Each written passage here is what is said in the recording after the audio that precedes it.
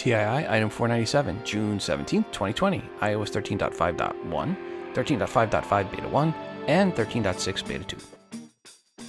In this episode, we will talk about iOS and iPadOS 13.5.1, 13.5.5 Beta 1, 13.6 Beta 2, WWDC 2020 Keynote Preview, and iOS and iPadOS 14 rumors, plus listener feedback, and more, all covered in depth starting after the intro. Welcome to Today in iPhone. I like it a lot. Today in iPhone. Hey, Colin! Oh, yeah. My beautiful iPhone, which I never have out of my hand and that I do everything with and has become an extension of who I am. Today's episode is brought to you by Storyworth. For $10 off your first order, visit storyworth.com/TII. Welcome to the show. I'm Miss Rob, and you are listening to the Today in iOS podcast. First up, I want to thank Jeff for sending the music you hear in the background. Jeff wrote, "Hi Rob, I made this song called Ode to a Sign with my iPhone using Garageband App. For free downloads and more music, follow me at JeffJ6 on Twitter. Regards, Jeff J." Well, thanks, Jeff, for the music. And folks, I will put the full song at the end of the episode. Also want to thank Colin for sending in the artwork for today's show. Colin wrote the following. "Hi Rob, this artwork was handcrafted using a variety of brush types in Procreate on an iPad Air. Thanks for making the best iOS podcast out there. Regards, Colin from Sydney, Australia." Well, thanks, Colin, for sending this in. And folks, you can see the artwork in the free Tii app via the bonus button for episode 497, or at Instagram.com/todayios and at Facebook.com/todayios. If you have some artwork and or music you have created on an iOS device that you would like to share with the audience, please email to me at todayios@gmail.com, and please make sure to include which app or apps you use to create said artwork and or music. Right after the last episode, Apple released iOS 13.5.5 Beta 1, which is a double dot update that seems to have skipped 3 previous double dots, as they did release iOS and iPadOS 13.5.1 updates that had security fixes to address a vulnerability that allowed for the uncovered jailbreak, which means others could use that vulnerability. So yeah, release the hounds on iOS and iPadOS 13.5.1 if it's sitting there for you to upgrade to. But for 13.5.5, Apple did not really say why or what was included with the update. However, the interwebs figured out what is new, and unlike most double dot updates, it's not just about bug fixes and optimizations. The News Plus app gains audio stories. There is now a tab in the Apple News app that is called Audio. Well, there is an indication in the code that there is the new feature, that is. There is supposedly also in the code of 13.5.5 indications that Apple is going to offer up bundled pricing for its different services. For example, subscribe in a bundle for Apple News and Apple Music and Apple TV Plus, and instead of list price, you pay list price minus $2 or $3 or something similar for bundled pricing, which makes sense as Apple rolls out more and more services. You got Apple Arcade and there's lots of other ones.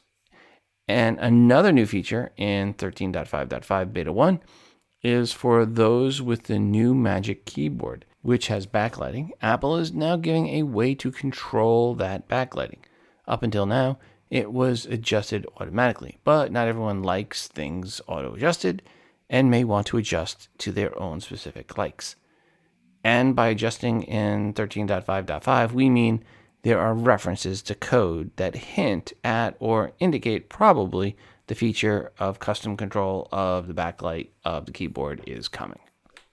And after Apple released iOS 13.5.1 Goldmaster and then iOS 13.5.5 Beta 1, the jailbreak team from Uncover released Uncover version 5.2.0, and yep, it jailbreaked both 13.5.1 and 13.5.5. Apple has since stopped signing iOS 13.5.5 and really was so disappointed in iOS 13.5.x series, they decided to just change the beta to be iOS 13.6 Beta 2 instead of 13.5.5 Beta 2. Well played, Apple. Well played indeed. Yep, Apple jumped up to iOS and iPadOS 13.6 Beta 2. Apple is still saying that 13.6 Beta 2 is about bug fixes and optimization. However, some Apple fanboys discovered more. there is an update to automatic updates. It is now called Customize Automatic Updates. And it now gives the option to automatically turn on or off downloads of iOS updates, and then to turn on or off automatic installation of said updates. For me, the automatic download option was on, but the automatic install option was off by default, and that's the way I'm going to keep it. The Health app also receives some updates. There is a new feature for tracking health symptoms such as fever, loss of smell, loss of taste, diarrhea, coughing, and more. In all, there are 32 different symptoms that can be tracked, but if you had the previously mentioned ones, you can't make an Apple Store appointment anymore. Well, they should have it that way. Anyway, if you are a hypochondriac, you're going to love being able to track all your ailments all the time. In addition to iOS and iPadOS 13.6 Beta 2, Apple also released watchOS 6.2.8 and tvOS 13.4.8 updates to developers. No word on any new features for either, just bug fixes and optimizations. Typically, Apple would not be running betas going into WWDC, and will be interesting to see if they go all Gold Master prior to the 22nd, likely here on the 18th or 19th coming up. And speaking of WWDC, the big deal is the Keynote, and that will be Monday the 22nd at 10 a.m. Pacific Time, 1 p.m. Eastern Time. And to watch the Keynote, you do not need to be a developer, but you get more of the jokes if you are, just saying. The simplest way to watch it is to go to apple.com/apple-events on an Apple device and browser. Actually, you can go there now and click on the add to your calendar link to add a reminder in your calendar, and that will keep you from realizing you booked a call with someone named Cassidy with 2 Y's, who you now need to reschedule said call with. Purely hypothetically speaking, of course. Apple also released their lineup for WWDC. In addition to the Keynote, there are many other sessions, and another key one is on Monday the 22nd at 2 p.m. Pacific Time, titled Platforms State of the Union, per Apple quote. Hear directly from Apple engineering leaders as they dive deeper into the latest advances across iOS, iPadOS, macOS, tvOS, watchOS. State of the Union will be available on demand via the Apple Developer app and the Apple Developer website. It will also be available for playback on Tencent, IQIYI, Bilibili, and Youku for viewers in China, unquote. In addition, there are 100 plus engineering sessions from the 23rd to the 26th. There is an all-new Apple Developers Forum with redesign coming, well, now. And then there are one-on-one developer labs by appointment from June 23rd to the 26th. If you watch the Keynote, and especially if you're a developer and you go to some of these sessions or virtually, and you have some favorites, if there's some interesting news, please give us a call, 206-666-6364. That's 206-MOONDOG. Or send an email to todayinios@gmail.com. Let us know what your favorite announcement was from WWDC 2020. I will have the next episode probably a little bit later, maybe a week after WWDC comes out. There'll be plenty of posts that go over it, but I want to take some time to actually get a hold of the beta, install it, and play with it a little bit before I have the next episode. So 498 will come out probably closer to the end of the month, just because I want to get a chance to play with it and also want to gather your feedback. So again, I'm going to talk about what some of the rumors are coming up here on WWDC for iOS 14 in a second. But let me know when the actual news comes out. What was your favorite? Or also, what didn't happen that you were hoping would happen? Again, 206-666-6364. That's 206-MOONDOG. Or shoot an email to todayinios@gmail.com. And of course, at the WWDC Keynote, the part we will be most interested in is updates to iOS and iPadOS and watchOS and tvOS in that order. Let's start with iOS 14 and iPadOS 14. As a matter of fact, that's really what we're going to talk about here. First rumor is the home screen will see drastic, quote-unquote, changes, according to 9to5Mac and others. One key change would be an option for list view to allow you to arrange apps as a list instead of a grid view. There would be an option to sort them by most used or by the number of unread notifications. Not sure if that means more unread notifications go to the bottom of the list or to the top of the list. Maybe they'll have a Zen switch When you want to feel zen, only apps with no notifications at all are allowed on the main home screen. I know everyone is about productivity, but in this day and age and year especially, it would be nice to have a zen optimization offering rather than just a productivity offering. And for home screen, widgets options are rumored again because, well, it's a year with a 2 in it. Another rumor, although this might be more wishful thinking than a rumor, is that Apple would allow you to change the default apps to something other than Apple's pre-installed apps. I guess that means switching to Overcast as your main aggregator app for podcast listening, or Waze instead of Apple Maps, or dare I say Chrome instead of Safari. Personally, I like Safari, but you get the idea. Again, that one might be more wishful thinking than anything else. Speaking of Safari, one of the rumored new features would be translating text on your screen. Supposedly, Safari for iOS and iPadOS will get translation powers similar to those in Google Chrome, which is nice when I go out to try other podcast hosts' UI from other countries where I can't read the language. So now I can see what the tools say. Safari might also get Apple Pencil support, where you can use it like a cursor and to click and to scroll. iOS 14 might also bring some of the multitasking features in iPadOS to iOS for the newly rumored larger iPhone 12 Maximus Bigimus Clickius. For those of you that are in lots of group chats, support for adding people, not adding, but adding people, would be supported. That is where you add the @ symbol before someone's name to, just say how brilliant you thought their ideas and contribution were. And for those that sent a message where you meant to type inconsistent and it autocorrected to incontinent and you hit send anyway, which, kind of changes or could change totally the meaning of the message. Well, in iOS 14, Apple may release a recall message option.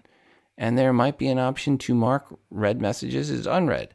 So, to go back to them later on, kind of like how I manage my emails. There are plenty of people talking about Animoji and Memoji editions.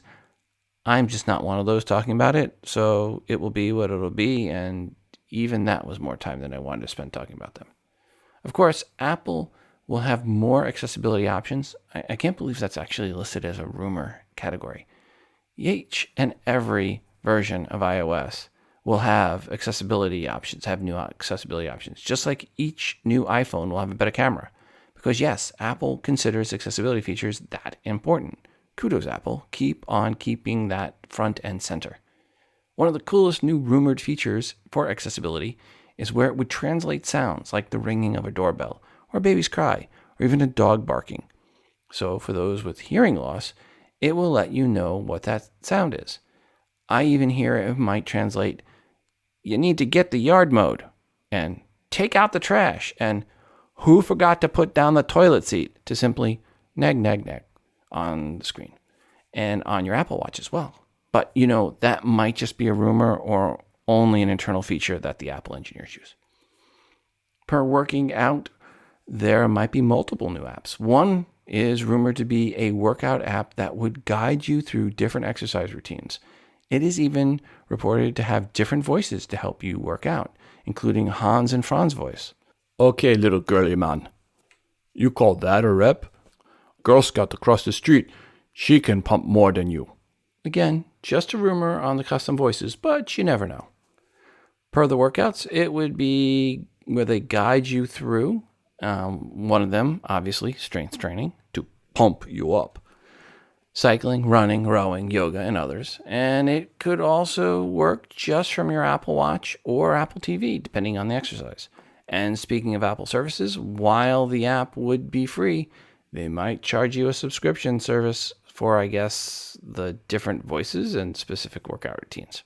There's rumors of a sleep tracking feature for the Health app. I would love it if your snoring was tracked and could tell you how much of your sleep session you snored and other sleep issues and sleep apnea tracking. Interesting, it is reported that if your device runs iOS 13, then bada bing, bada boom, it will run iOS 14 too. Same with iPadOS as well. If true, I just want to say, thanks, Apple. FYI, that would mean any iPhone back to the iPhone 6S. There are lots and lots and lots of rumors around new augmented reality app, maybe even something supporting Apple's rumored AR/VR headset that might be coming. I will not get into the details of AR/VR now, as well, it's so overdone. Just think of any AR/VR feature on any device, anywhere ever, and yeah, they have been rumored to be talked about on Monday. There is talk about Apple building Shot on iPhone integration into the Photos app. So you find a picture you like that you've taken, and you just submit it to Apple. All I have to say is there was an episode of Silicon Valley where one of the characters had to look at lots of photos of certain parts of the mail. Well, anyway, if you watched it, you know what Apple would be dealing with per that feature. For iPadOS, there is a rumor that a full version of Xcode might be available. I would assume just for iPad Pros. In the Find My app, you can set it up to send a notification if someone in your family does not arrive where they were supposed to, when they were supposed to. I'm assuming it is meant for you to see if your kids made it to school on time or home from school on time. But I could see a few spouses setting it up to see if their husbands really made it to the store like they were supposed to. Or did they stop at Dairy Queen instead and get a chocolate M&M large blizzard? All just hypothetically speaking, of course. CarPlay may be getting a tweak to allow custom wallpapers. Excuse me while I yawn. No, nothing at all to do with that rumor. Speaking of the car, the one I'm looking forward to happening, and one we talked about multiple times this past year, Car Key, where you can use your iPhone to unlock your car. iOS 14 would bring a new feature to PencilKit that would allow users to handwrite text in any text input field using the Apple Pencil, with said handwriting then text being converted to standard text, which would be really cool and make filling out forms much easier, especially if it is a form where only certain fields need to be filled out. There is rumored facial recognition for cameras in the HomeKit, the new HomeKit. So this is your security cameras. So I guess it's meant where secure video could be used to identify you walking up to your house and unlock the door? Or maybe it might say your ex walked up to your front door and looked in your house 37 times today between 2 and 5 p.m. There was also talk about some integration with Dark Sky, the weather app that Apple purchased in March, which just seems too soon for any integration. Maybe with iOS 15, Apple can maybe finally have a native weather app for iPads with it, maybe. So there you go. Those are just some of the rumors out there. Again, just some for iOS 14 and iPadOS 14. 9to5Mac ran a poll to see what new rumored features people were most excited to see. 50% said it was the interface refinements. 13% said Car Key, which was my choice on that poll. 11% said advanced iCloud keychain, which, wow, I did not even think warranted mentioning when sorting through the rumors. 9% said more HomeKit controls, and none of the others were over 5%. Of course, there is likely to be a few things no one rumored about that get introduced, and those will be the fun ones to find and talk about. I want to thank Storyworth for sponsoring today's episode. I'm an actual Storyworth customer, back from 2016 when I first purchased this for my father and then later for my mother. Finding the perfect present for Dad is tough, especially if you don't have the luxury of celebrating Father's Day together in person. And this year, not only is getting together really difficult, so is getting out to find something for your dad. As I said in the past, Storyworth is something I purchased for both my parents. Storyworth is where they will send you or someone you choose a different question each week. Then at the end of the year, they pull it all together, make a very nice hardcover printed book with the answers. Some of those answers may surprise family members. The stories are priceless. We are packing up right now, getting ready to move. And in that packing, I found an old fishing reel from my wife's father. And I realized that's about all my kids really know of him. And that's and there's an old tool chest we have. But my father, they know he plays sports lefty because when he was young, he found a glove for his right hand. And being too poor to buy a glove for his left hand, he just learned how to throw left-handed and catch with his right. Plus, there are many other stories from his life that are in the book that my kids know about my father. How Story works is pretty simple. 1, purchase a subscription for your dad, and then each week, Storyworth sends him an email with a question about his life. Your dad simply replies to the email with his story, and he can answer in the app, on their website as well, and even upload photos. All stories are private and only shared with family that you choose. After a year, your dad's stories will be bound into a beautiful keepsake book. When the questions are done and the hardcover book is ready, you can then purchase additional books. So if, like me, you do this for someone who's a grandparent, then you can buy copies for each grandchild, who can then pass them on to the great-grandkids and the great-great-grandkids and so on. This is a great legacy book that will be passed on to future generations. If you are looking for a great last-minute gift and one that keeps on giving the whole year, Storyworth is something I highly recommend. It is not too late. Give your dad the most meaningful gift this year with Storyworth. Get started right away without the need for shipping by going to storyworth.com/TII. You'll get $10 off your first purchase. That's storyworth.com/TII for $10 off. Always fun when you get a sponsor that you are already a customer of. Thanks, Storyworth. Hey Rob, it's Ryan from Seattle. WWDC is just around the corner here, and I have a question for you. I want to get your thoughts and maybe some of the listeners' thoughts on this.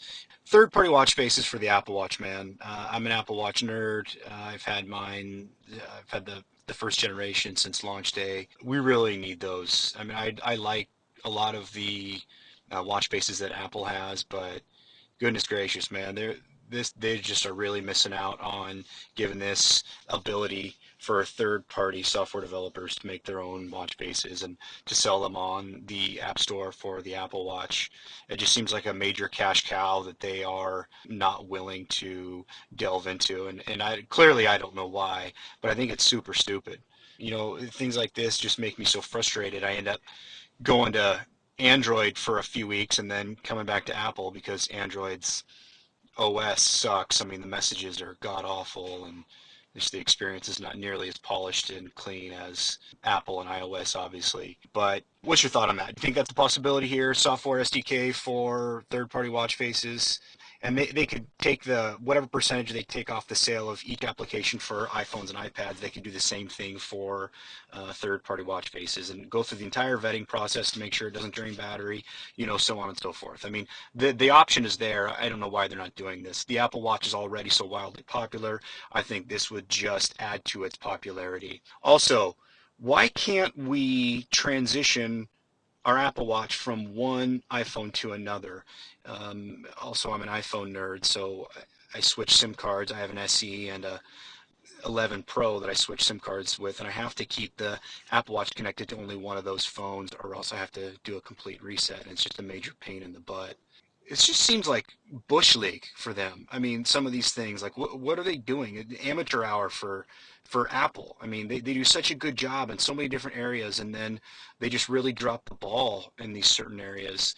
I mean, Garmin will allow you to seamlessly transition your watch, your smartwatch, whatever you have, from one phone to another. It's incredibly easy. It's incredibly efficient, to be honest. So I don't know why they're not allowing some of these things. It's, like I said, it's frustrating, but I wanted to get your thoughts on it, and then any of the listeners, if they care to call in and share or whatnot. I don't know, maybe they don't care.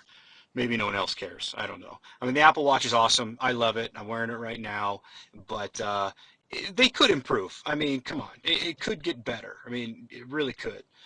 All right, Rob. Thanks, buddy. I appreciate it. I appreciate all you do in the episodes. Looking forward to the next one, buddy. Bye.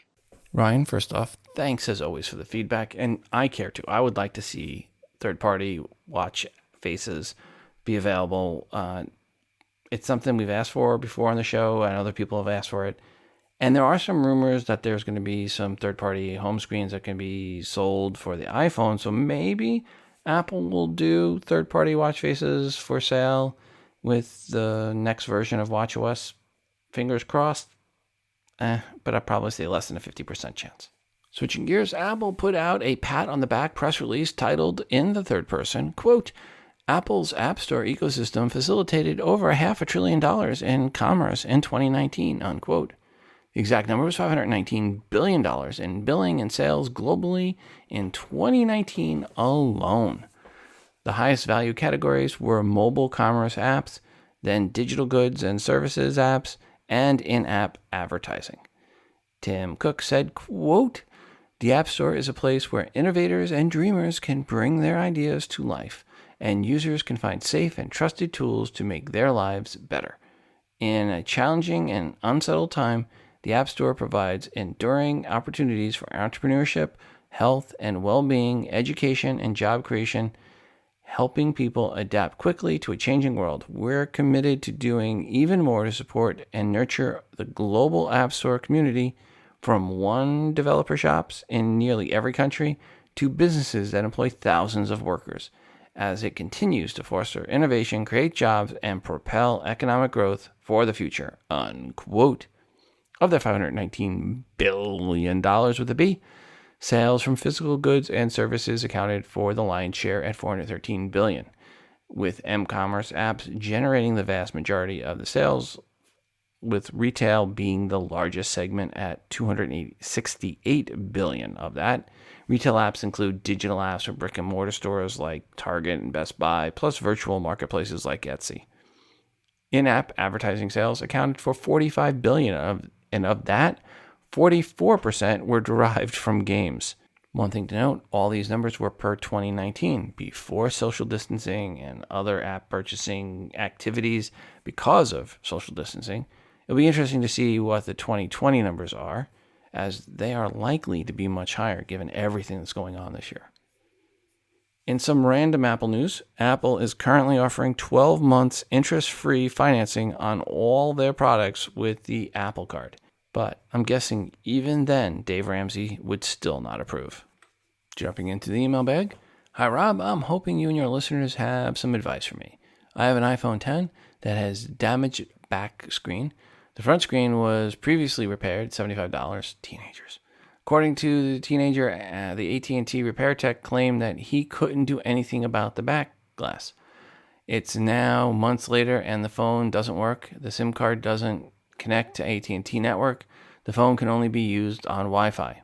Since I no longer have insurance on the phone, I decided to buy a new iPhone X, but I'm wondering what to do with the damaged phone. Should I just sell it as is, repair it? I obviously want to recover as much value for the damaged phone as I can. I have no idea what the resale market is for a 64 gig iPhone X. Any advice is appreciated. Thanks, Laura in New Orleans.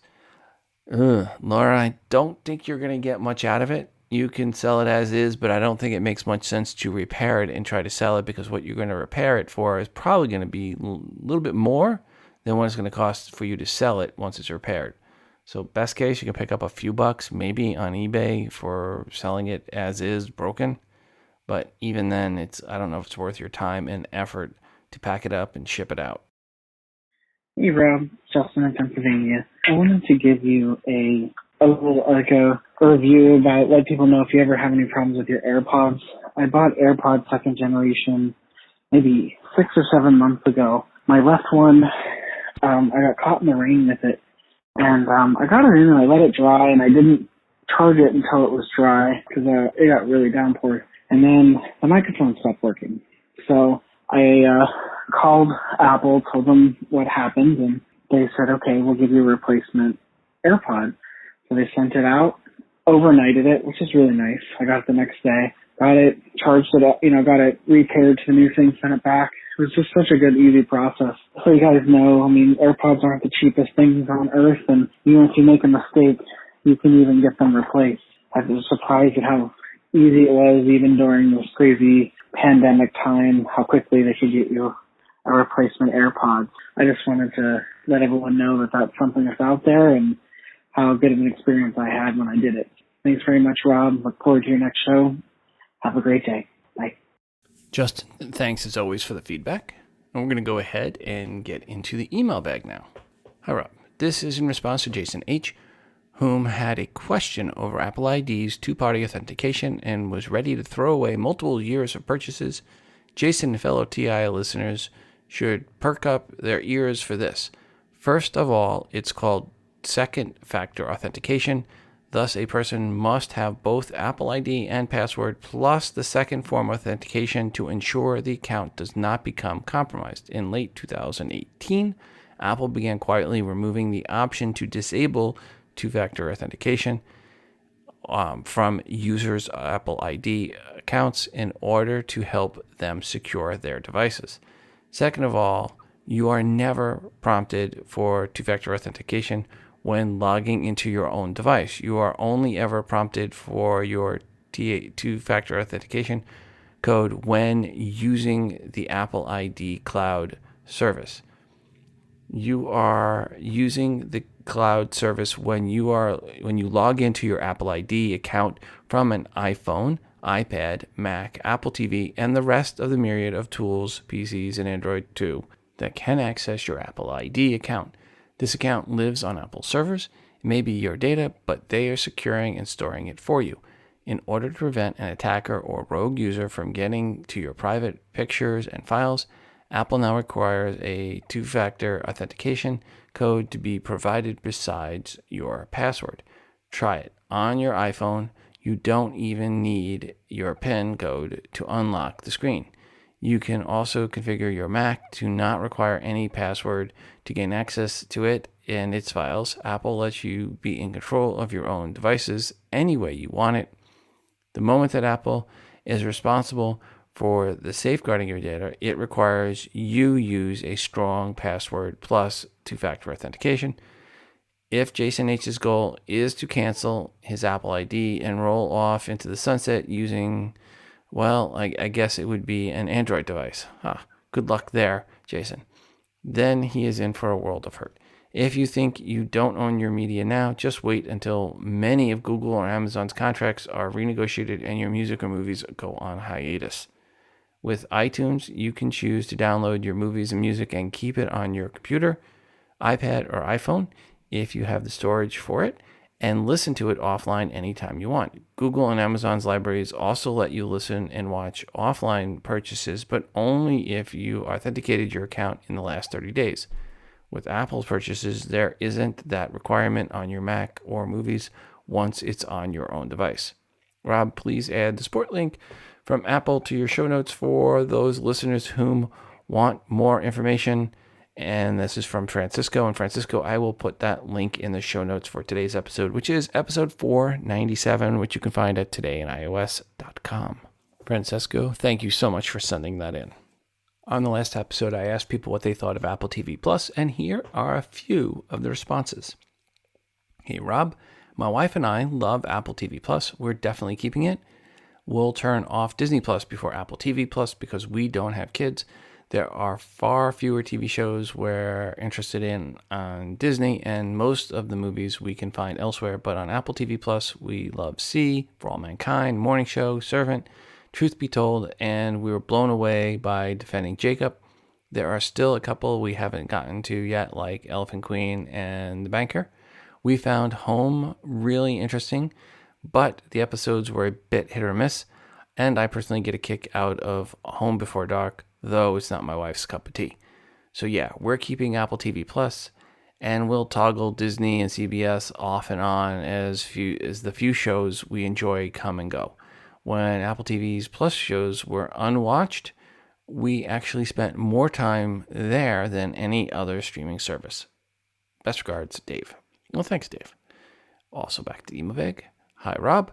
I have purchased a new Apple TV and a refurbished iPad within the past few months, so I'm entitled to an Apple TV Plus subscription. Nevertheless, I have not activated it. I assume that answers your question as to what I intend to do with it. Shortly, I shall be purchasing a new iPhone SE. I plan to do the same with Apple TV Plus. Regards, Kevin Barry. You haven't. It's free. Activate it. Try it out. If you like it, keep it. If you don't, cancel it. Listen to Dave. Dave, he really likes it. I like it. Give it a try. Back to the email bag. Hi, Rob. Just briefly, I plan to keep the subscription once the free trial ends next January. For me, I really love the shows I've watched. The Morning Show, See, Amazing Stories, Defending Jacob, and plan to watch some of the others and their sequels. From Costa Rica, Fabio, and thanks to everyone that sent in feedback, and Fabio and Dave and Kevin, thank you for your feedback especially. Hi, Rob. This is Jason Higg calling you about my iPad Pro 3rd generation 1 terabyte.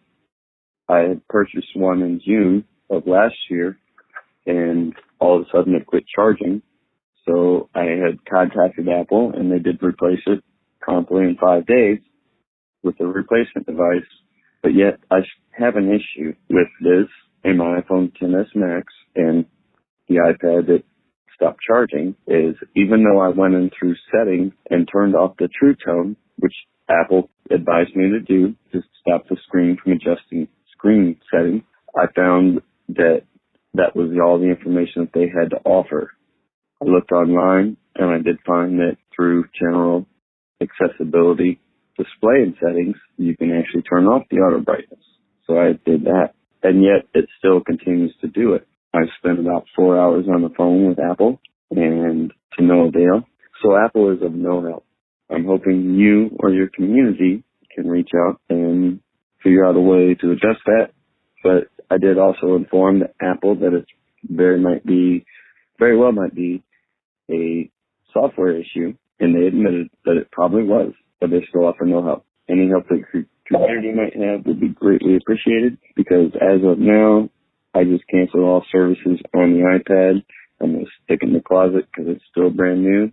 Or if anybody wants to buy a cellular iPad 3rd generation, let you know, and I'll split it with you. Talk to you later. Look forward to your next episode.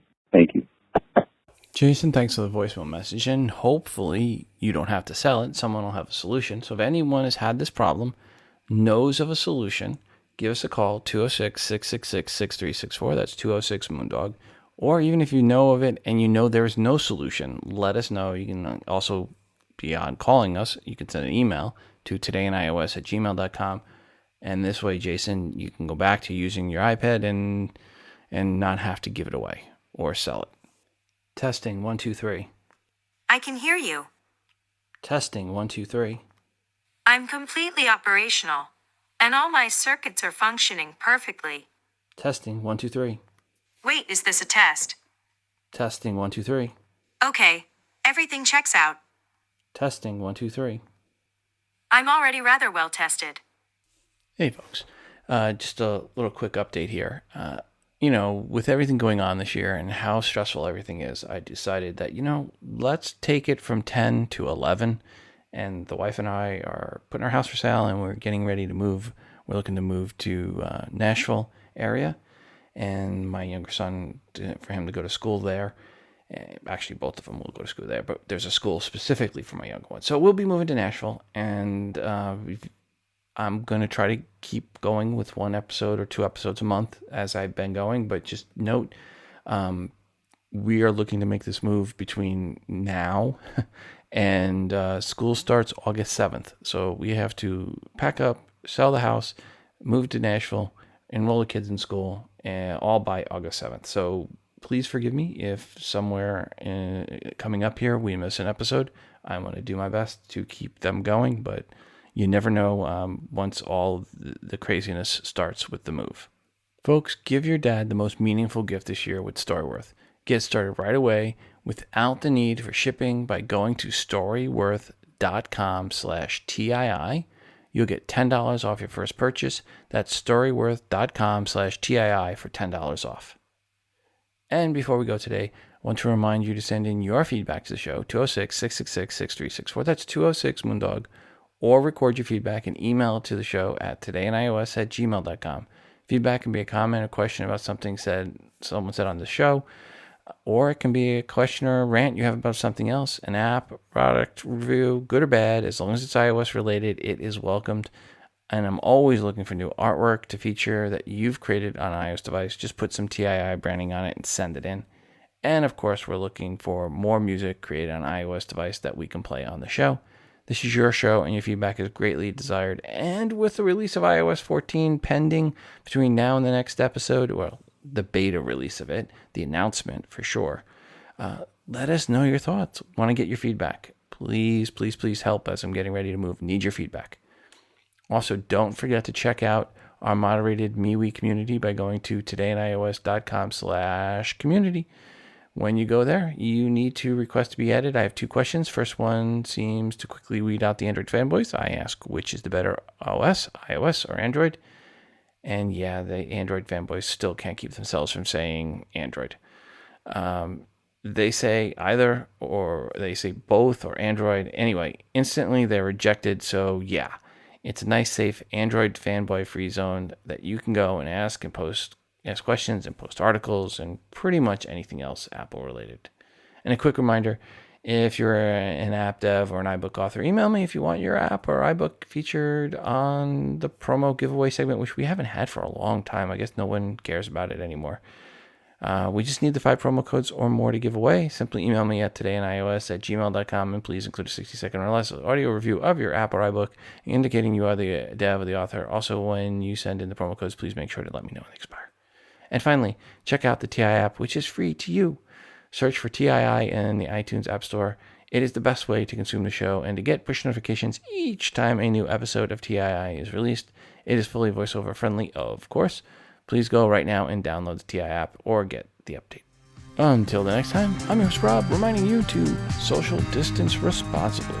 This show is hosted on Libsyn.com and part of the Libsyn Media Network. If you are looking for podcast hosting, go to Libsyn.com. That is Libsyn.com for hosting for your podcast and creation of your own smartphone app. The Today in iOS podcast can be found everywhere you listen to podcasts. That includes Apple Podcasts, Spotify, Pandora, Overcast, Stitcher, and everywhere else you listen to audio.